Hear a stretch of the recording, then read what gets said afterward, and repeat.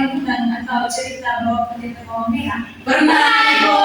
Oke, baik. Jadi cerita itu merupakan sebuah contoh dari teks naratif. Pada hari ini kita akan mempelajari tentang memahami elemen dalam teks naratif. Yang pertama, di sini kita akan mempelajari bagaimana atau apa itu tujuan pembelajaran dari teks naratif. Kepada ini saya persilakan untuk membaca tujuan pembelajaran dari teks naratif tersebut. Tujuan pembelajaran yang pertama, mengidentifikasi elemen-elemen dalam teks naratif. Yang kedua, menjelaskan fungsi dan peran masing-masing elemen dalam membangun cerita. Yang ketiga, menganalisis keterkaitan antar elemen dalam teks naratif. Oke, baik.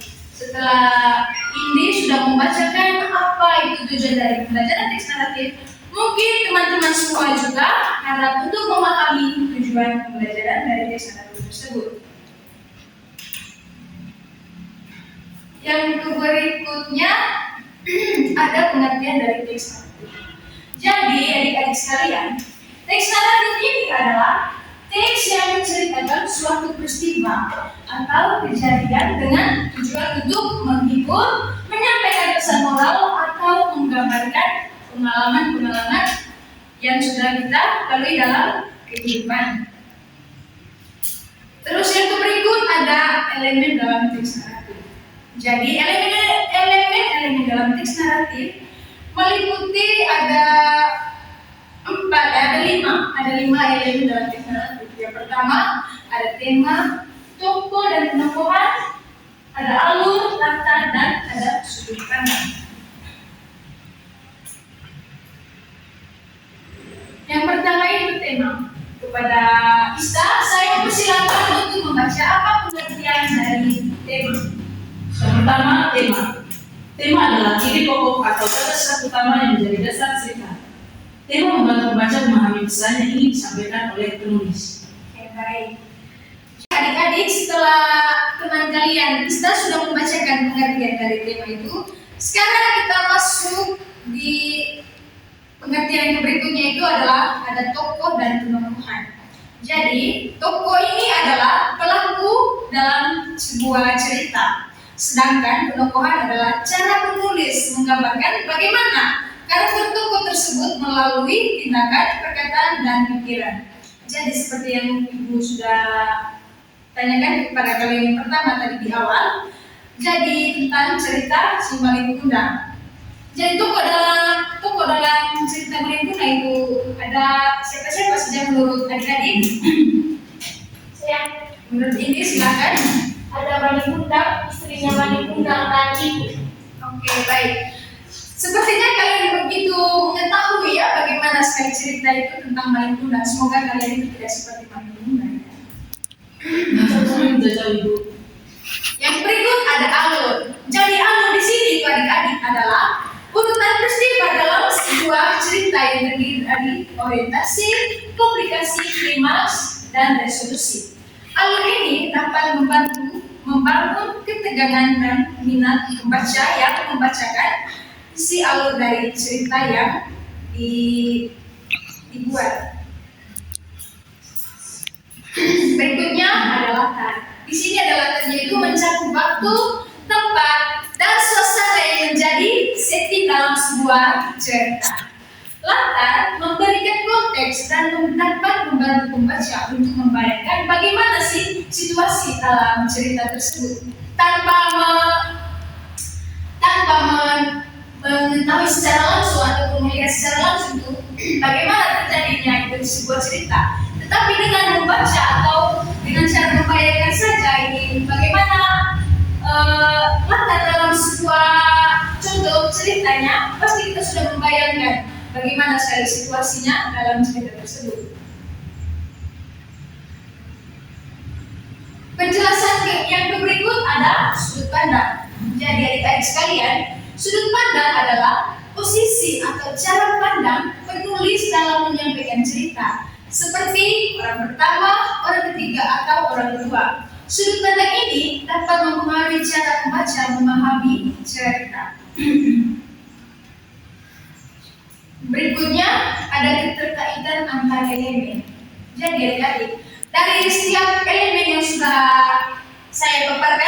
tadi itu, mereka itu saling berkaitan dan sangat mendukung satu sama lain untuk membentuk cerita yang utuh dan menarik agar pembaca itu tidak bosan membacakan sebuah cerita yang mereka bacakan. Oke, adik-adik sekalian, setelah ibu menjelaskan apa itu teks naratif, jadi di sini ada kesimpulan. Kesimpulannya saya persilakan kepada adik-adik, mungkin ada yang berminat untuk membaca apa kesimpulan pembelajaran kita pada hari ini. Kepada ini saya persilakan. Baik, pembelajaran kita hari ini saya dapat menyimpulkan di sini ada kesimpulan dari teks naratif atau dari pembelajaran yang kita lakukan pada hari ini. Kepada adik-adik yang ingin membacakan apa itu kesimpulan yang kita pelajari hari ini, saya persilakan. Saya Ibu. Kepada Indi, silakan. Kesimpulannya, teks naratif disusun dari beberapa elemen penting seperti tema, tokoh, alur, latar, dan sudut pandang. Memahami elemen-elemen ini membantu kita membaca, menganalisis, dan menulis cerita dengan lebih jelas dan menarik. Oke, baik. Setelah ini sudah membacakan kesimpulannya, jadi di sini Ibu ingin menguji kalian. Apakah kalian tadi sudah mendengar dengan baik apa yang sudah Ibu sampaikan tentang materi tentang teks naratif ini? Jadi di sini ada kuis.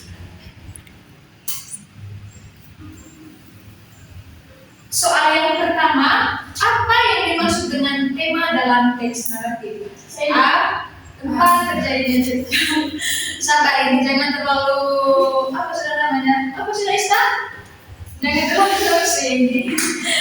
Oke, pertanyaannya apa yang dimaksud dengan tema dalam teks naratif? Yang bisa jawab nanti Ibu kasih tahu. B.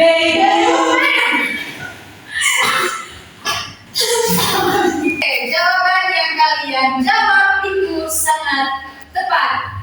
Jadi kalian mau berapa? 2000 sudah Ibu mana dan Satu. tidak Ibu. Tapi Ibu tidak ada uang dalam satu. Nanti Ibu kasih kali ya. Sepertinya kali ini sangat semangat dengan Iya, apalagi kalau dikasih uang Ibu. Wow, Semangat banget. itu mau untuk semua. Soal yang kedua itu, tokoh dalam cerita berfungsi untuk yang pertama yang A menyampaikan satu hal, B mengatur alur cerita, C menjadi pelaku dalam cerita, D menentukan latar cerita. Menjadi pelaku dalam cerita. Apakah jawabannya telah kalian berikan itu benar atau tidak? Mari kita lanjutkan.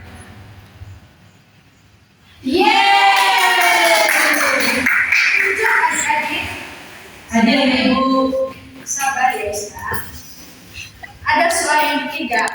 Kalian baca sendiri saja dan pilih jawabannya itu. Saya Ibu. Ya, silakan. Alur dalam teks naratif terdiri dari A. Orientasi, komunikasi, klimaks, dan resolusi.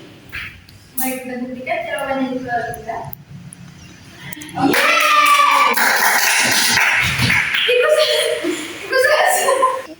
Bisa soal lain. Jadi ini soal yang ketiga. Soalnya, alur dalam teks naratif terdiri dari apa-apa saja. Saya Ibu. Oke, kepada ini saya persilakan. Alur dalam teks naratif terdiri dari orientasi, komunikasi, klimaks, dan resolusi. Baik, sepertinya kalian tadi sangat mencermati.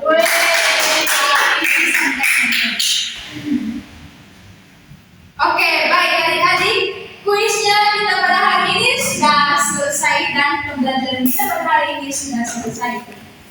Karena kuis 3 nomornya kalian menjawabnya dengan benar semua, nanti Ibu akan berikan hadiah setelah pembelajaran ini selesai. Oke, baik, terima kasih adik-adik karena pembelajaran kita pada hari ini selesai dengan begitu baik. Jadi sampai ketemu di minggu depan. Sampai jumpa. Terima kasih Ibu.